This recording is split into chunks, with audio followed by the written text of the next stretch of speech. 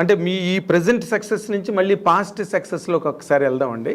అఖండ cinema తర్వాత మళ్ళీ అఖండ 2వా లేకపోతే అఖండ 3వా లేకపోతే అఖండని మించింది వస్తుందా, ఇలాంటి అంచనాల్లో ఆల్మోస్ట్ బాలయ్య గారి అభిమానులే కాదు మొత్తం సినీ అభిమానులందరూ కూడా ఆ అంచనాల్లో ఉన్నారండి. అసలు బాలయ్య బాబుతో ఒక్కడితోనే చెయ్యాలి బోయపాటి అనే బాగా కరడు కట్టిన తీవ్రవాదులు కూడా ఉన్నారు అభిమానుల్లో. వాళ్ళకి మీ సమాధానం ఏంటి? నెక్స్ట్ పిక్చర్ ఎప్పుడు ఏంటి సార్? కన్ఫర్మ్ బాలయ్య గారితో అఖండ 2 అనేది ఉందండి. ఏ అభిమానైనా నేను వారిని బాగా ఒక 3 సక్సెస్ మేము హ్యాట్రిక్ కొట్టాం కాబట్టి అలా చేయాలనే కోరుకుంటారు. కానీ వేరియేషన్ ఉండొద్దండి. పక్క పక్కనే చేస్తే ఏది ఇప్పుడు పుల్లారెడ్డి స్వీటు ఒకటి తింటే బాగానే ఉంటుందండి, 2 తింటే బాగానే ఉంటాయి, 1 kg 2 kg తినలేము. సో అందుకని వెంటనే అయితే నీకు అది అయిపోతుంది. ఒక చిన్న టైం తీసుకొని మనం చేస్తే గ్యారంటీ దానికి దీనికి ఉన్న గ్యాప్లో ఆయన 1-2 చేసి ఉంటారు, నేను 1-2 చేసి ఉంటాను బయట. సో దీని నుంచి వచ్చి ఆ గ్యాప్ నుంచి వచ్చి మనం కూర్చొని ఒకసారి చేస్తే వచ్చే కిక్కు వేరేగా ఉంటుందండి. 100%. రోజు అదే అని అంటే కూడా మనకి ఇది పెద్ద అంటే మధ్యలో ఈ చిన్న ట్రాన్స్ఫర్మేషన్స్ ఉంటుంటే రిలీఫ్ సస్టైన్ అవుతుంది. ఆయన కూడా చాలా రిలీఫ్గా ఉంటాడు కదండి. అవును, ఒక ట్రాన్స్ఫర్మేషన్ బయటికి వెళ్ళి ఒక ఎంటర్టైన్మెంట్ సినిమాను, ఒక సెంటిమెంట్ సినిమాను, ఇంకోటి ఒక మంచి యాక్షన్ సినిమా చేసి మన దగ్గరికి వచ్చారంటే సార్ మనం చేసేది ఇంకోలా ఉంటుంది. సో ఆ వేరియేషన్స్ కనిపిస్తాయి. ఓకే, ఒక ఆర్టిస్ట్లో అన్ని వేరియేషన్స్ రావాలన్నా కూడా అది చేయాలి, ఒక కొత్తదనం కనపడాలన్నా కూడా చేయాలి. అదే మా రోజు ప్రీ రిలీజ్ ఈవెంట్లో కూడా బాలయ్య గారు మీ గురించి చాలా బాగా మాట్లాడారు. అది మీ మేకింగ్ స్టైల్ మీద కానీ వాటి మీద ఆయనకి చాలా విపరీతమైన కాన్ఫిడెన్స్ మీరంటే. అవునండి. అంటే ఎందుకంటే అఫ్కోర్స్ 3 హిట్లు. అవునండి. ఆయనకు ఆ స్టేజ్లో అవి చాలా అవసరమైన హిట్లు కూడా. అదే టు బి వెరీ ఆనెస్ట్, ఎందుకంటే ఏ హీరోకైనా హిట్ అవసరం కదండి. ఇప్పుడు నెక్స్ట్ మీరు తీయబోయే సినిమా బాలయ్య గారి అభిమానులకు కనుక మీరు చెప్పాలి అని మీరు అనుకుంటే ఏం చెప్తారు సార్ బాలయ్య గారి అభిమానులకి? అంటే ఏం ఇప్పుడు నేను ఇంతకుముందు అదే చెప్పాను సార్. ఇప్పుడు జరుగుతూ ఉంది బాబీ సినిమా, ఇవన్నీ జరుగుతూ ఉన్నాయండి. బాబుది నాకు మధ్యలో ఇంకో కమిట్మెంట్ ఉందండి, అది చూసుకొని వెంటనే ఇటు వస్తాను. ఇంకో కమిట్మెంట్ ఇప్పుడు చేయబోతున్నానండి. అది ఏంటి అనేది జస్ట్ ఫ్యూ డేస్లో నేను అనౌన్స్ చేస్తాను. ఓకే, జస్ట్ ఫ్యూ డేస్లో.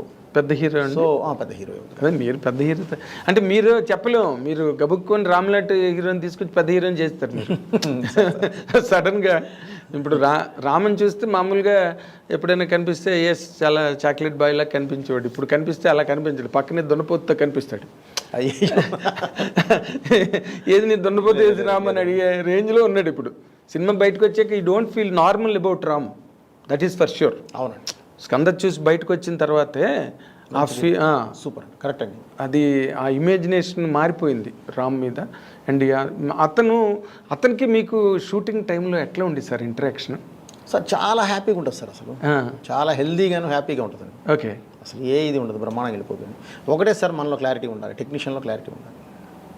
టెక్నీషియన్లో క్లారిటీ ఉంటే ఇంకెవరు ఇది ఉండదండి, చాలా హెల్దీగా వెళ్తుంది. అవునండి. అంటే సార్ మీరు ఎంత ఇతమిద్దంగా నిర్దిష్టంగా మీ సినిమా చిత్రీకరణ విషయంలో ఎంత పట్టింపుగా ఉంటారన్న దానికి నేను విన్నానండి, నిజమో కాదో నాకు తెలీదు. సరైన సినిమా అసలు అరవింద్ గారికి మీరు చూపించలేదంటగా ఆఖరి వరకు ఎవరో అన్నారు. ఎవరో అనడం అని కాదు సార్, నాకు వేరే సీన్లలో చూపించడాలు కొంత అయిన తర్వాత వాళ్ళతో అది నాకు అసలు అలవాటు లేదండి. నేను ఒకటి ఫిక్స్ అయ్యి కరెక్ట్గా ఇది అయిన తర్వాత నేను ఫైనల్ ఎడిట్ పర్ఫెక్ట్గా చేసిన తర్వాత కూర్చోబెట్టి చూపిస్తాను సార్. మీకేం డౌట్ ఉందో చెప్పండి, ఇప్పుడు ఏం చేద్దాం, ఇబ్బంది లేదు. ఓకే, ఆ రోజు నేను చూపించినా కూడా మీరు గెస్ చేయలేరండి. ఏ సీన్ కాని సీన్ ఎప్పుడు చూపించినా బాగానే ఉంటాయి సార్. అవును, అది అంతా కూడా కంపోజ్ అయిన తర్వాత వచ్చేసేసి ఒక కరెక్ట్గా ఒక చైన్ ఆఫ్ దీనిలో పెట్టేసి లింక్స్లో పెట్టేసేసి కరెక్ట్గా ఒక స్క్రీన్ ప్లేలో పెట్టి మీ ముందు తీసుకొచ్చి పెట్టినప్పుడు మాత్రమే ఒక జడ్జిమెంట్ వస్తుంది. ముందే ఊరికే చూస్తాం, మేము చెప్తాం, ఏం చెప్పలేరండి ఎవరు అనుకుంటాం కానండి, చెప్పలేరు సార్. అక్కడ అది మనం చీట్ చేసినట్టు అవుతుంది. ఓకే, సో ఫైనల్గా చూసినప్పుడు ఒక్కసారి నాన్న ఇది ఇక్కడ ఏదైనా తేడా ఉంది, డైరెక్ట్ గారు ఇక్కడ ఏదైనా చిన్న ఇది ఉంది, అది ఒకసారి చూడండి, ఈజీ నాకు.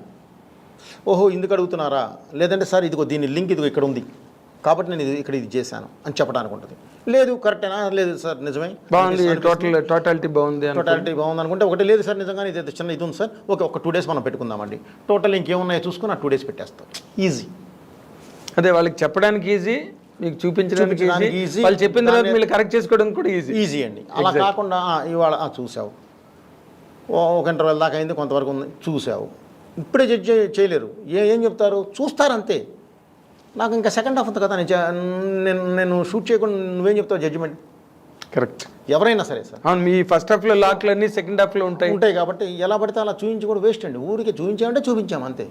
అది ఎందుకు? అది అందుకని ఏంటంటే నేను ఆయనకి ఇదే చెప్పానండి, గురుగారు నాకు జడ్జిమెంట్ కావాలి. జడ్జిమెంట్ కావాలంటే నువ్వు రోజుకోసారి చూసే జడ్జిమెంట్ రాదు. ఇది ఆల్రెడీ చూసాను ఎన్నిసార్లు. ఒక ఎంటర్టైన్మెంట్ సీన్ ఉందండి, ఒకసారి చూసావు నవ్వావు, రెండోసారి చూసాను నవ్వావు, మూడోసారి చూసావు నవ్వావు, నాలుగోసారి చూసావు నవ్వావు, ఐదోసారి చూసావు ఆల్రెడీ చూసాం అనుకుంటావు, ఆరోసారి నేను చక్కలికి పెట్టాలి. ఎందుకు వస్తుంది సార్ నవ్వు? సో అన్నిసార్లు నీకు, ఎందుకంటే నువ్వు ఇక్కడ చూస్తున్నావు, దానికి తర్వాత ఒక ఆర్ఆర్ యాడ్ అవుద్ది, అద్భుతమైన నీకు ఇది యాడ్ అవుద్ది, వాయిస్ యాడ్ అవుద్ది, డబ్బింగ్ యాడ్ అవుద్ది. ఇవన్నీ యాడ్ అయినప్పుడు ఒక డిఏ, కలర్ఫుల్ డిఏ యాడ్ అవుద్ది. ఇవన్నీ యాడ్ అయినప్పుడు ఉండే నీకు లుక్ కను మామూలుగా చూసేదానికి చాలా తేడా ఉంటుంది. కరెక్ట్ అండి, కరెక్ట్. అదైతే ముందు అరవింద్ గారికి ఇప్పుడు మీరు ఏది చూసినా కూడా నన్ను జడ్జ్ చేయలేనప్పుడు ఎందుకు చూడటం? ఇప్పుడు వద్దు, మీరు పొల్యూట్ అవ్వద్దు. మీరు ఒకేసారి చూసినప్పుడు మీకు నువ్వు ఒక ఆడియన్లో చూసావు, మీకు ఒక జడ్జిమెంట్ ఉంటుంది. సో అందుకని నేను ఫస్ట్ నుంచి నేను బాలయ్య గారికి కూడా ఫైనల్గా చూపిస్తానండి. అంతేనా? ఫైనల్గా చూపిస్తాను సార్. బేసిక్గా ఆయనకి నాకున్న బాండింగ్ వేరండి. ఆయన అసలు కథ కూడా అడగడు, వద్దు భయపడగారు, మీరున్నారు చూసుకుంటారు నాకెందుకు అంటాడు ఆయన. ఓకే. సో ఆయనకి నాకున్న నమ్మకం అండి, మా మధ్యలో ఉన్న బాండింగ్ అది. ఓకే. సో ఇంకా ఎక్కువ రెస్పాన్సిబిలిటీ కదా, నువ్వేం చెప్పొద్దు నాకు, నువ్వే చెయ్యి. అది నిజంగానే బరువు కోసం అనండి ఆయన. నాకెందుకు భయపడుతున్నాడు కదా అని ఆయనకు ఒక నమ్మకం ఉంటుంది. నమ్మకాన్ని నేను నిలబెట్టుకుంటూ వచ్చాను కాబట్టి ఆయన ఇంకా బాగా నమ్ముతాడు. ఇప్పుడు మీరు మామూలు రెగ్యులర్ క్యారెక్టరైజేషన్ అయితే ఒక పద్ధతి అండి, అఖండలో ఈ క్యారెక్టర్ ముందు బాలయ్య బాబు గారికి చెప్పారా? అఘోరా క్యారెక్టర్. ఓకే. చెప్పిన తర్వాత షూట్కి వెళ్ళారా? 1 minute సార్ ఆయన వినింది. బాబు ఇప్పటివరకు మనం 2 ఇలా చేసాము, సోషల్ ఫార్మాట్ చేసాము, ఇప్పుడు సోషల్ ఫార్మాట్ 2.5 hours కష్టమైపోద్ది, మరి ఏం చేద్దామండి. నేను ఇలా అఘోరా క్యారెక్టర్ అనుకుంటున్నాను. అఘోరా అంటే విభూతి పూసుకొని హెయిర్ పెంచి వచ్చి ఇదే అన్నాడు. అవును బాబు, కాకపోతే బాలయ్య బోయపాటి ఉంటారు కదా బాబు. కుట్టారుగా, బాలయ్య బోయపాటి అలా ఉంటారు కదా. నిజమేనండి, మీ ఇష్టం, ఎప్పుడు గెటప్ చెక్క ఎప్పుడు వెళ్ళిపోతాం, ఇంతే జరిగింది. ఓ అంతేనండి, చాలా సింపుల్, చాలా సింపుల్. ఆ క్యారెక్టర్ ఎలా జర్నీ చేస్తాను, ఎందుకు నువ్వు చూసుకుంటావు కదా అన్నాడు ఆయన. ఓకే, అంతే, చూసుకోండి, తర్వాత మనం గెటప్ అంతప్పుడు కావాలంటే అప్పుడు ఏదైనా ఊరికే నేను ఎలా వెళ్ళాలి చెప్పండి నాకు చాలు అంటే అది నమ్మకం అండి, షీర్ ఫెయిత్ మీ మీద ఉన్న నమ్మకం అండి. అంతే, ఆ నమ్మకం ఉన్నప్పుడు మనం చాలా బాగా ఇంకెక్కువ వేసుకుంటామండి మా భుజాన. అది ఒక రకంగా హెవీ వెయిటేనండి. ఇప్పుడు కథ విని బాగోలేదు, ఇది మార్చండి, ఇలా మార్చండి అంటే అప్పుడు సమానమైన నిష్పత్తి ఉంటుంది రెస్పాన్సిబిలిటీ. ఇప్పుడు అంతా మీదే, మంచి అయినా చెడైనా. సో మీరు ఆ యాంగిల్లో మళ్ళీ సింగిల్ హ్యాండ్ ఫైటే కదా మీది. మరి దాన్ని మీరు ఎంజాయ్ చేస్తారండి బాగా బాగా. ఎలా? ఎందుకంటే నేను చేయలేను సార్. రీమేక్ చూపిస్తే నా కిక్ రాదు. నాకు రోజు స్ట్రగుల్ పడాలి. అమ్మ ఈ షాట్ ఎలా తీయాలి, ఇది ఇలా పెట్టాలి, ఇది మార్చాలి, బ్లాక్ మార్చాలి, నుంచి ఇది బయటికి తీయాలి. ఆ కిక్ ఉన్నప్పుడే నేను డైరెక్టర్గా బతికున్నట్టండి. అది లేని రోజు నాకు అవసరం లేదు సార్ అది. అందుకే నేను రీమేక్లు చేయరు. అసలు ఆ ప్రస్తావన కూడా మీ దగ్గర రాదేమో. నేను చేయలేను, నాకు కిక్ ఉండదు. అది నేను చూస్ చేసేదేం సార్. మరే కరెక్ట్, నేను అది పెద్ద ఇబ్బంది పడతాను. నేను రీమేక్లు మధ్య బాగా డిసప్పాయింట్ కూడా ఎప్పుడు రీమేక్ అలా అని కాదు సార్. నేను వాళ్ళతో చెప్పను, నేను ఎవరితో సినిమాలే కూడా నేను రీమేక్లకి వెళ్ళాను సార్. ఎందుకంటే ఆల్రెడీ చూసిన సినిమా సార్ అది. నేను సో కొత్త పాయింట్ ఆఫ్ వ్యూ ఏదైనా ఉంటే నేను చేస్తాను ఆ రీమేక్లో కూడా. కొత్త పాయింట్ ఆఫ్ వ్యూ దానికి ఇప్పుడు నేను చేసిన దానిలోనే నాకు భద్ర ఉంది, సెకండ్ వెర్షన్ ఉంది, నాకు నేను చేయగలను. ఓకే, భద్రకి సెకండ్ వెర్షన్ ఉంది, కానీ సెంట్రల్ పాయింట్ అదే ఉంటుంది. ఆ సెంట్రల్ పాయింట్ మార్చాలి, మారిస్తే వచ్చేస్తుంది మొత్తం కొత్త కథ వస్తుంది. ఓకే, సింహ కూడా అలాగే ఉంది. తులసికి లేదని సింహాకు ఉంది అలాగే. ఇదే ఉంటుంది, సెకండ్ వెర్షన్ ఉంటుంది. సెకండ్ అంటే అదర్ వెర్షన్, ఇంకో రకంగా కూడా తీయచ్చు ఆ సినిమా. ఓకే, అదర్ వెర్షన్ అలా ఇంకేదన్నా నేను వెళ్ళినప్పుడు చేయగలను. కాదు సార్, దాన్ని ఎవరు డిసైడ్ చేస్తారు? మీకు మీరే డిసైడ్ చేసుకుంటారు కదా సార్, 2 వెర్షన్స్ ఉన్నప్పుడు. అంతే కదా సార్. అమ్మ మీరు మామూలు కారండి కాదు సార్, ఎందుకంటే అది మా ధర్మం సార్. అది ధర్మం ఏంటంటే సార్, ధర్మం ఏంటి తేడా వచ్చిందంటే గొప్ప పగిలిపోతుంది.